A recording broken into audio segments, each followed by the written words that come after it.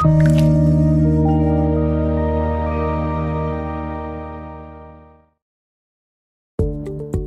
and welcome. Have you wondered, as I have, why a burnt sacrifice is a soothing aroma to the Lord? In Leviticus chapter 1, verse 13, it says, "Then the priest shall bring it all and burn it on the altar. It is a burnt sacrifice, an offering made by fire, a sweet aroma to the Lord." When I read a verse like this, it sounds a little bloodthirsty. But I know God is gracious and merciful, so there's got to be more to it. When I look up the Hebrew word for sweet, I find the word nichovach, which means soothing, quieting, or tranquilizing. So what is the burnt sacrifice trying to soothe? The wrath of the Lord. Now that sounds a little mean. Why is the wrath of the Lord rising up? In the beginning, God, through His instruction, His commandment, or His law, defined what the penalty of sin was, which is death. So because God is holy, He cannot have anything to do with sin. So His wrath rises up against sin.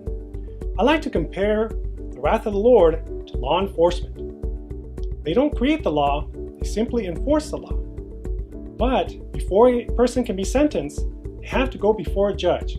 And as a gracious, merciful judge, God provided His Son to take on the wrath, that through His death, we may live.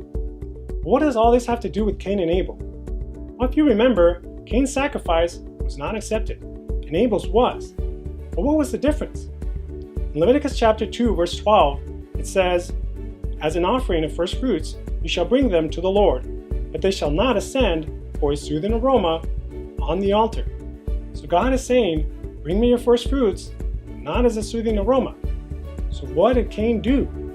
In Genesis chapter 4, verse 2 through 3, says Cain was a tiller of the ground. So Cain brought an offering to the Lord of the fruit of the ground.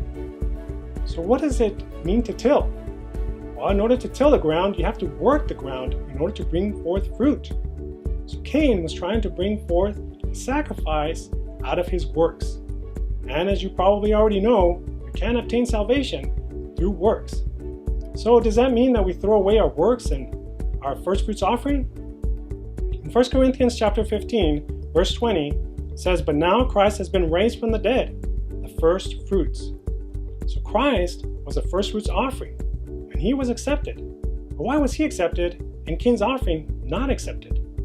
In Hebrews chapter 9, verse 26, it says, "He has been manifested to put away sin by the sacrifice of Himself." So Abel brought a sacrifice. And just like Abel, Christ brought Himself first as a sacrifice. Then, after being in the tomb, like fruit from the ground, He rose from the dead to be an acceptable first fruits offering to the Lord. But what about us? In James chapter 2, verse 17, it says, "Even so faith, if it has no works, is dead." So, through the sacrifice of Christ, through His blood, we make a covenant with the Lord. But now, through obedience, we sow seeds of righteousness, that we may harvest a first fruits offering acceptable to the Lord. Well, I hope this was an encouragement to you today. Thank you for watching. I hope to see you soon.